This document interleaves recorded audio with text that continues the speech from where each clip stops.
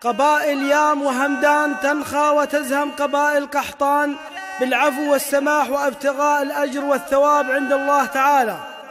كلمات الشاعر صالح بن المجرور الفطيح بصوت المنشد حسن أبو فارس. الدواب لانها اللوان شاق نيفه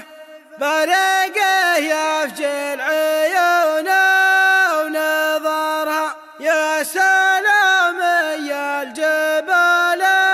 المنيفه حلفنا اللي مجدها من سطرها يقحطن أهل الجيش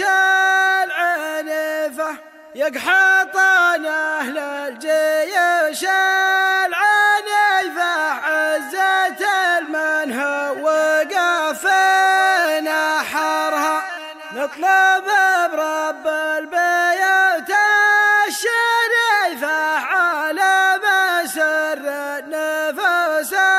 وجهرها يا ساعة ترخاك نفسا ضعيفة تعتقل إذا مرت قهرها اعتقه من قاصف السن سيفه اعتقه لله واحتسب جرى القبايل عند قصرك صفيفة تزهمك وانت الفخر يا ذخرها تزهمك يا من ستر